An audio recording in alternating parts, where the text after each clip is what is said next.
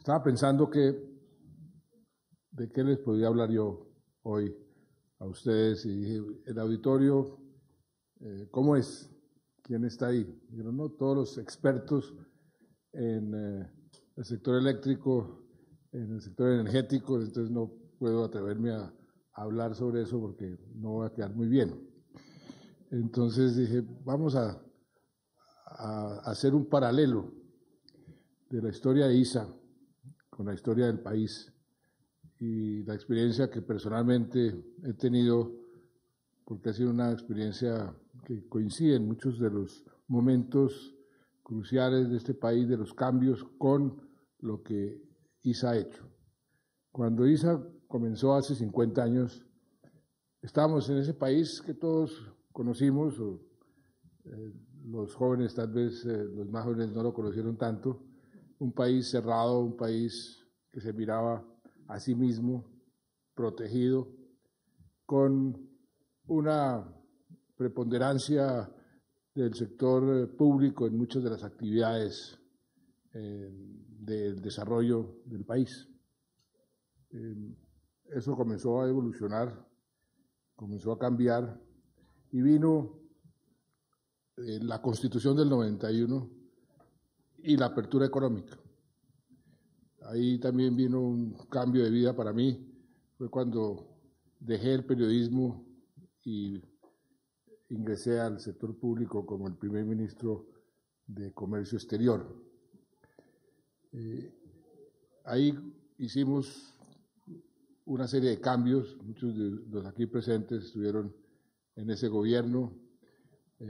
Recordaba esta mañana en el Congreso de Analdex cómo pues, abrimos la economía, creamos unas instituciones importantes para insertarnos en los mercados internacionales y cómo hoy, 25, 26 años después, el país es muy diferente a lo que teníamos en ese momento.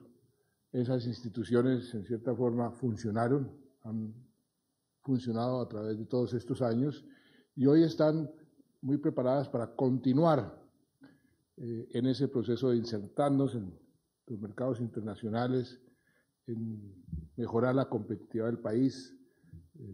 Describí cómo, por ejemplo, en ese momento se privatizaron los puertos.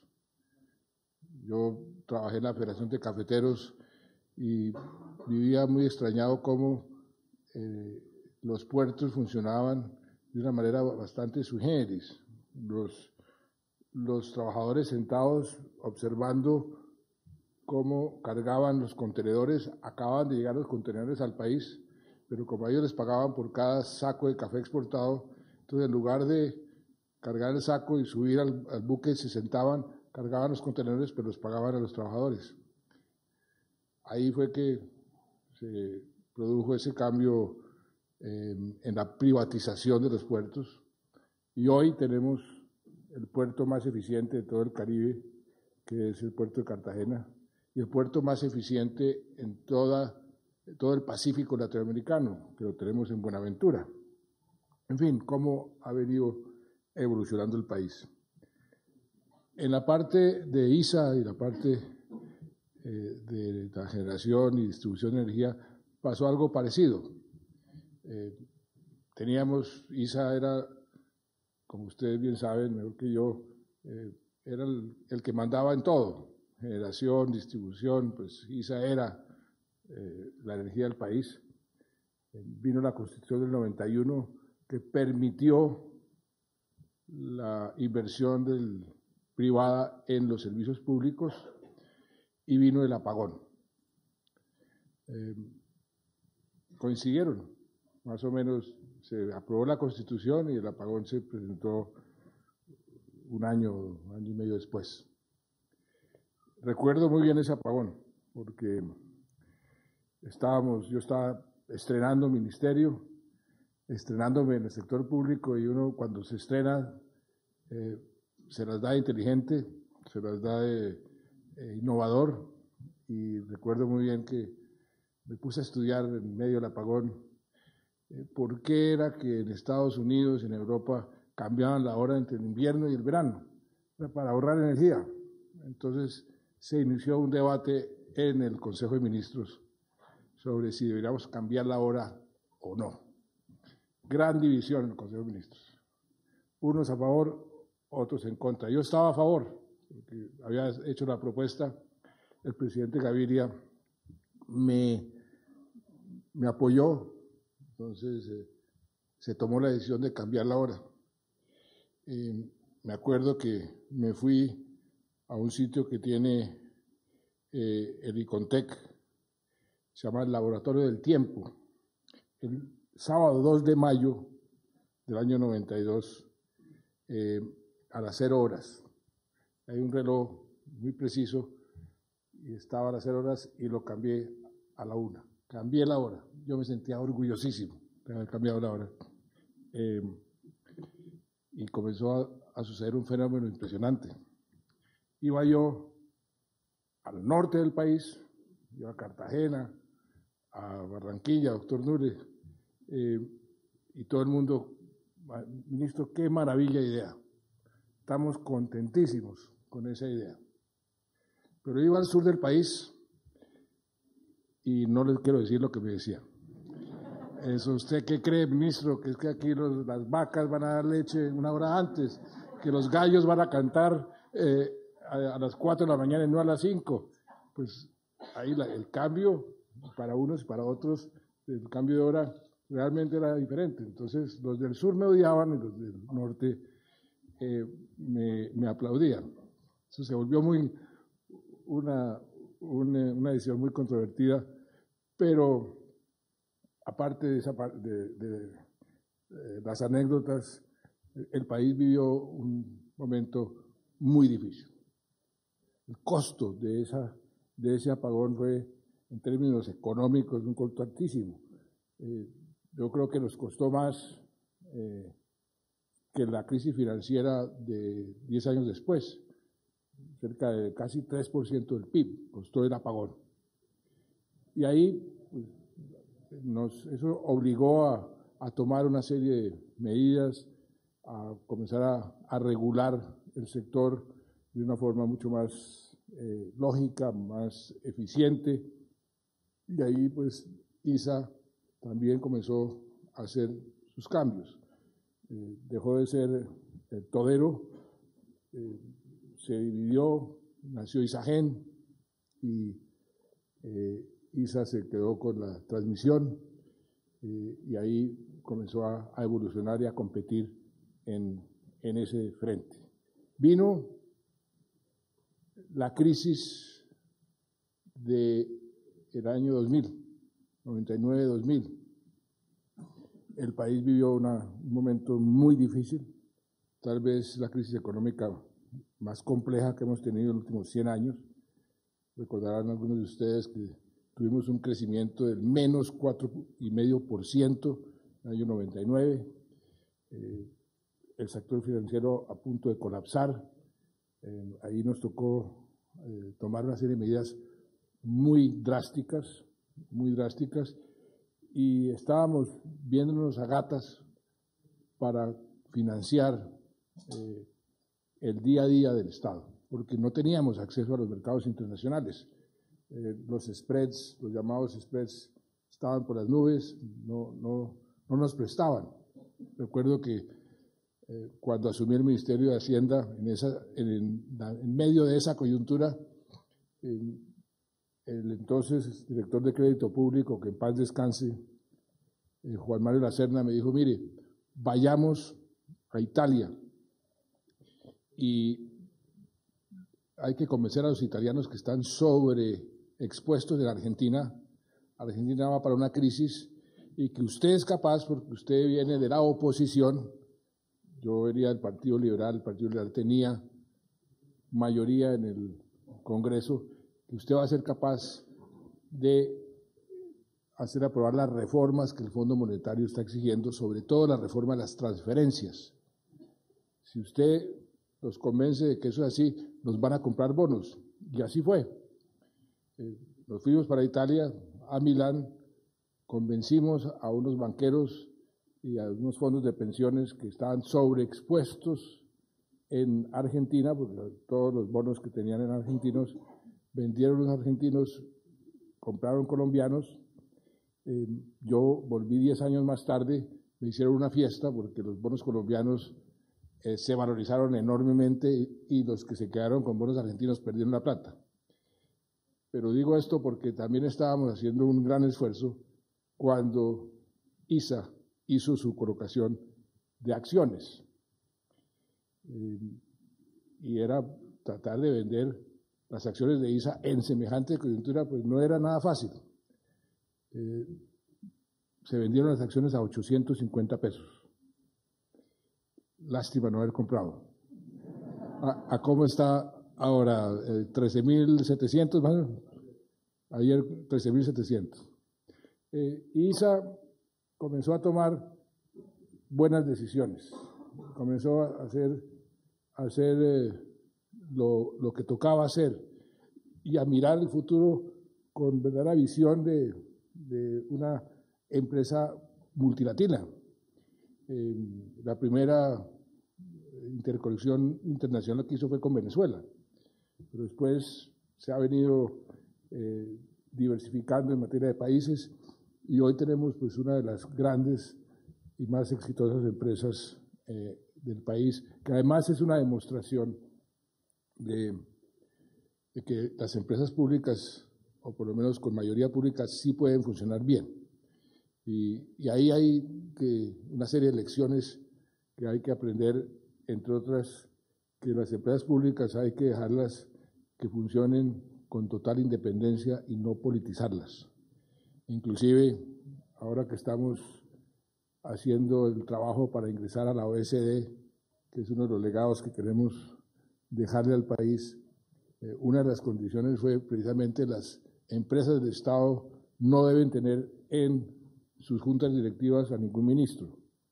Y por eso hoy no hay ningún ministro, con perdón del doctor Arce, y el doctor Cárdenas, que ahora viene para acá, tampoco puede ser miembro de la Junta.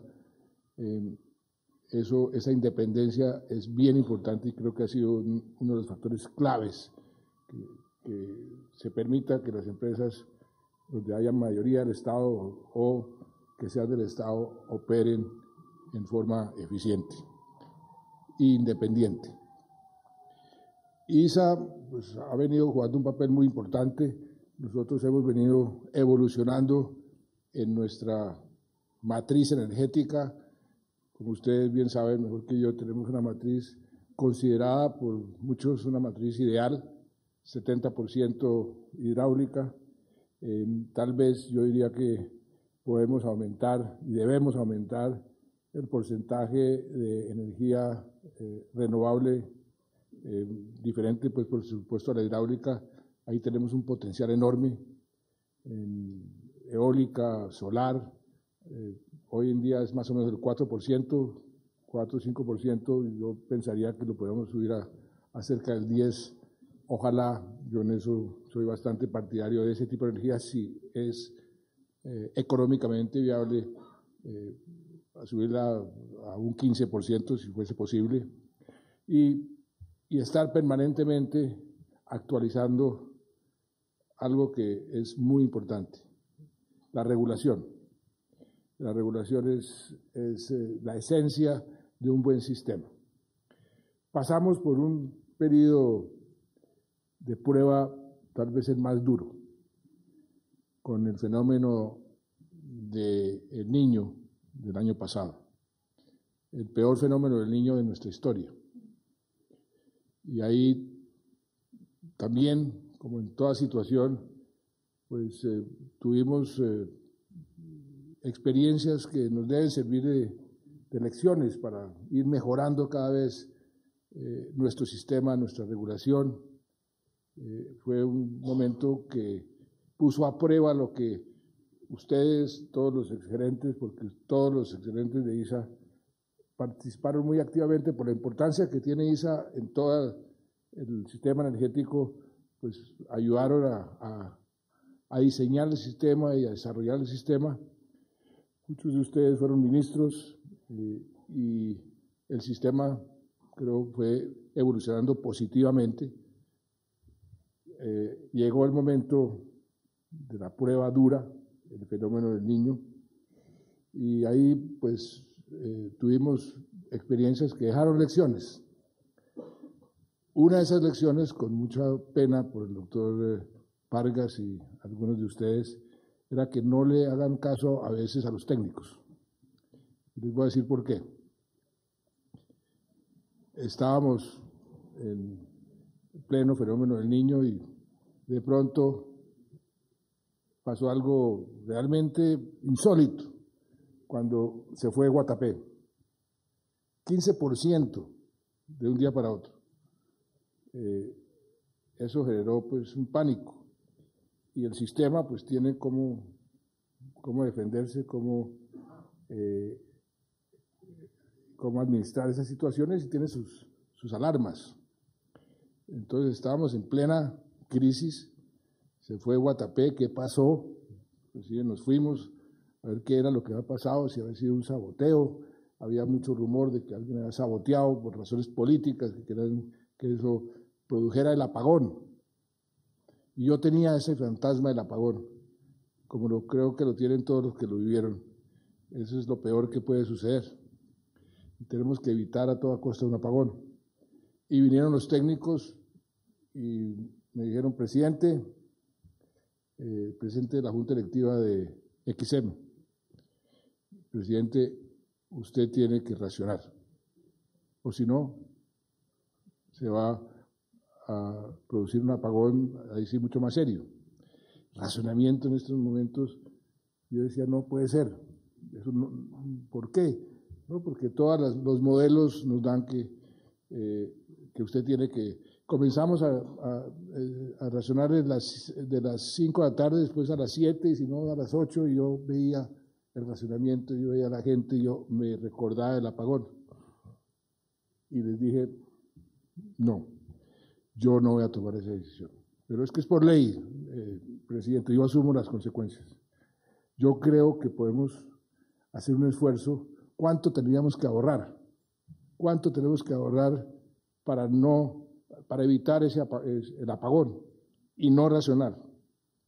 Entonces ahí comenzaron a hacer cálculos, la cifra fue del 5%, y entonces nos propusimos decir, bueno, yo creo que si hacemos un gran esfuerzo, por un lado para que Guatapé recupere su capacidad lo más pronto posible, era complicadísimo, había que traer unas turbinas y hacer toda una logística muy complicada, pero nos propusimos hacer eso y al mismo tiempo hacer un llamado a la población, que ustedes vieron en la propaganda, inclusive nuestra hoy ministra de Comercio la nombramos en ese momento ministra de Energía y hicimos esa campaña y la verdad es que el país respondió de una forma muy positiva, todo el mundo, los consumidores individuales, los consumidores institucionales, todas las empresas que tenían plantas propias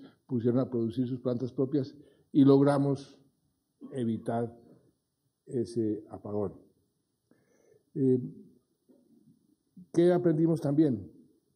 Pues que el sistema hay que reforzarlo más, porque sí estuvimos muy a punto de tener ese apagón, entonces ahí también tenemos que ir adecuando el sistema para fortalecerlo aún más, para que tengamos la absoluta tranquilidad de que no vamos a tener apagón hacia el futuro. Esta fue una prueba especialmente dura. Yo creo que, infortunadamente, con el cambio climático es posible que se nos presente el día de mañana un fenómeno del Niño igual o peor, porque lo que está sucediendo con el clima, pues ustedes están viendo en el mundo entero, estos huracanes de estos últimos 2 meses han sido algo que yo por lo menos no lo he visto tan seguido y tan duro, tan fuerte en la historia que yo recuerde, por lo menos en el Caribe, y tenemos que prepararnos porque el cambio climático sí existe y el cambio climático nos está afectando y Colombia es un país muy vulnerable frente al cambio climático y uno de los países más vulnerables es Colombia, entre otras cosas porque dependemos tanto de la energía hidráulica y eso nos obliga a tener un sistema con salvaguardias especialmente efectivas. Pero creo que afortunadamente hemos avanzado en la dirección correcta. Yo diría que hoy el sistema es más fuerte de lo que teníamos cuando el fenómeno del Niño, o sea, hace año y medio. Tenemos que seguir en una especie de ejercicio de mejoramiento continuo para ver cómo fortalecemos y al mismo tiempo podemos proveer una energía competitiva. Hay quienes dicen, no, hay que bajar el precio de la energía a sombrerazos. No, eso no funciona, porque eso lo que hace es distorsionar todo el sistema. Pero sí hay un espacio para ser mucho más eficientes. Yo creo que ahí le hago un cordial llamado a la CREG de hacer un esfuerzo para tener una regulación que nos permita ser más eficientes sin sacrificar, por así decirlo, confianza en el sistema y seguridad del suministro ante situaciones difíciles. O sea que este frente de la energía, donde Colombia ha tenido una evolución muy positiva, pues ha sido la historia también de ISA. ISA hoy es una empresa que todo el mundo se raparía. No es que la vamos a vender, doctor Bernardo, no se preocupe. Pero una empresa que está haciendo las cosas bien y una empresa que está siendo cotizada en los otros países. Estamos viendo a ver si podemos finalmente conectarnos con Centroamérica a través de Panamá. Hemos luchado muchísimo para que se pueda. Finalmente el presidente Varela me dijo ahora en Nueva York que parece que esta vez sí va a ser posible. Yo ya tengo que, como Santo Tomás, ver las heridas, meter el dedo en las heridas para creer, pero ojalá sea así, porque ahí hay un mercado muy importante, muy interesante, donde nosotros somos competitivos, y el sistema eléctrico, el sistema donde ISA es un jugador tan importante, pues ha evolucionado en la dirección correcta, como creo que también está evolucionando en la economía en general. Vengo de una reunión con muchos de los empresarios aquí antioqueños, escuchando sus reclamos, sus quejas, sus problemas, pero si uno ve desde una perspectiva objetiva y sin esa neblina de la política y la polarización, cómo está hoy Colombia en términos económicos y cómo estaba hace 7 años o cómo estaba hace 25 años, la satisfacción para el país es que seguimos avanzando en la dirección correcta. Hoy, sin duda alguna, tenemos una economía mucho más sólida de la que teníamos hace 7 años. Hace 7 años teníamos una economía mucho más sólida de la que teníamos 7 años atrás, y así sucesivamente. O sea que vamos en la dirección correcta y haciendo algo que es importante, muy importante, y es continuar construyendo sobre lo construido. Un mensaje que ustedes, que tienen un papel especial en este sector, pero también en la vida colombiana, en la vida nacional, tenemos que continuar construyendo sobre lo construido. Ese ha sido uno de los factores claves de la economía colombiana. La economía colombiana hoy es vista por los inversionistas, por la comunidad internacional, como una de las más sólidas de América Latina.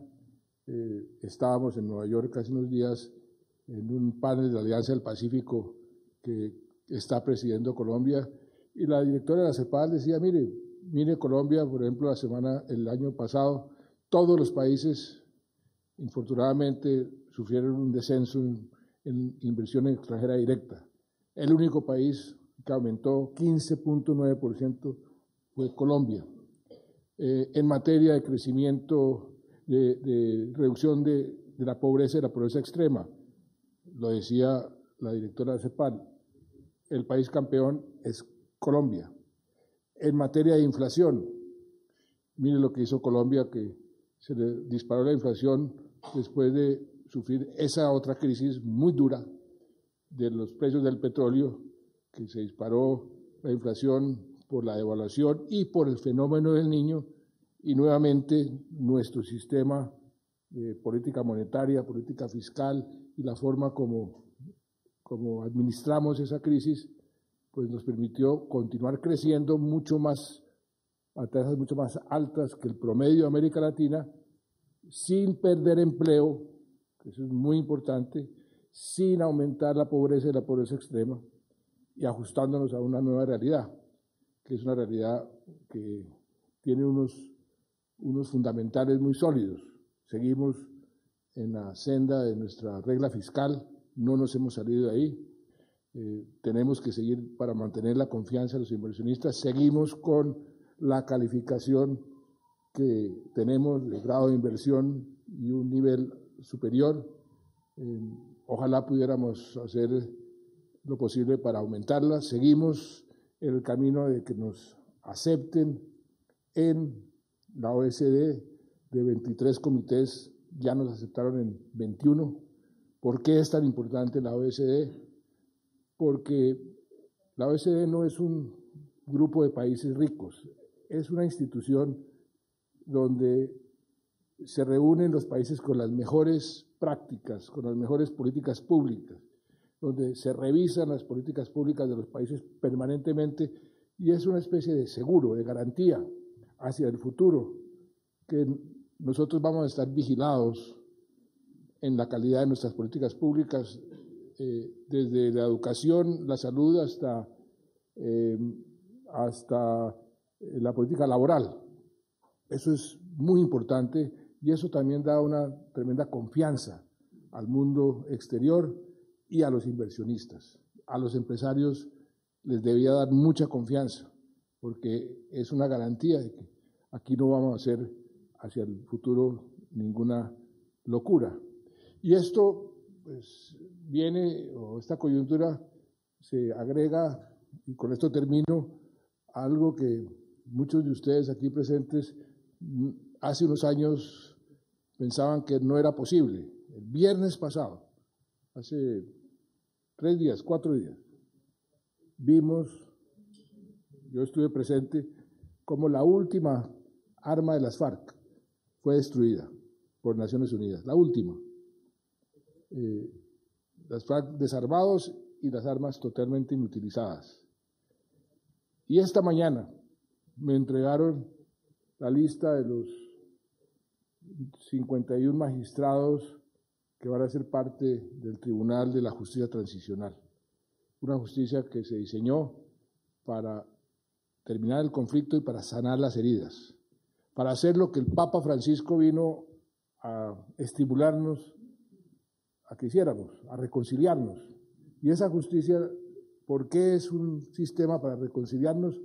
Porque la justicia se diseñó sobre la base de las víctimas, de los derechos de las víctimas, su derecho a la verdad, a la justicia, a la reparación, a la no repetición.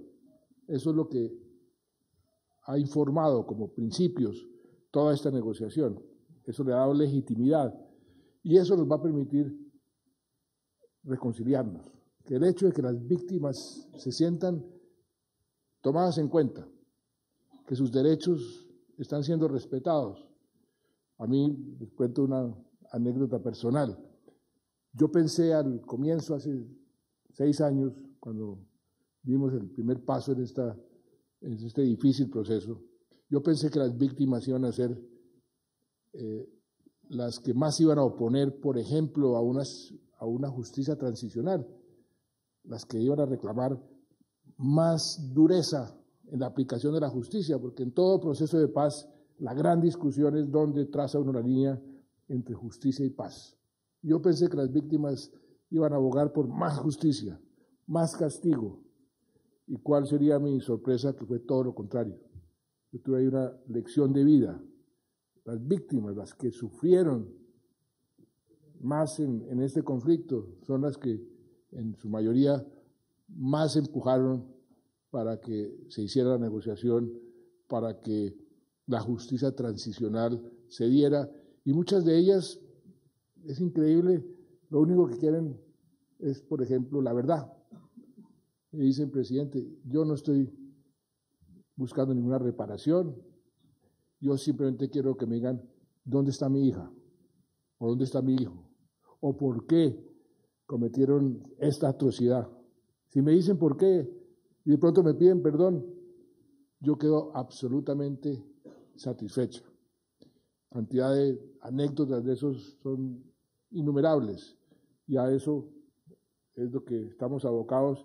Y esa transición que el país está sufriendo, o yo diría del cual se está beneficiando, de terminar un conflicto, va a traer mucha más inversión y va a traer muchas más oportunidades. Estuve el sábado pasado en el Tambo, Cauca, uno de los municipios más golpeados por la guerra. Ustedes no se alcanzan a imaginar estos campesinos diciendo, uy, presidente, qué bueno que usted haya logrado que en Estados Unidos nos abran las puertas al aguacate hash, porque nosotros producimos aguacate hash y estamos produciendo mucho más, queremos exportar. Y otro me decía, yo soy cafetero de 3 generaciones, tengo 2 parcelas y quiero exportar este café de origen. Y hay como un entusiasmo en el campo, sobre todo en esas regiones que sufrieron tanto por la guerra, que ojalá nos contagiáramos todo de ese optimismo.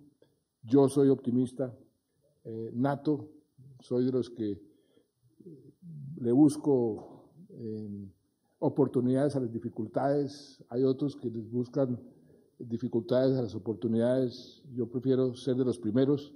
Creo que hay en este momento muchas oportunidades para los colombianos, muchos ejemplos de éxito, y uno de esos ejemplos de éxito que quiero felicitar a todos los que han tenido que ver con su evolución y su éxito, que es ISA, decirles muchas gracias porque ustedes han hecho patria y ustedes seguirán haciendo patria, de manera que con esto termino y muchas felicitaciones. Muchas gracias.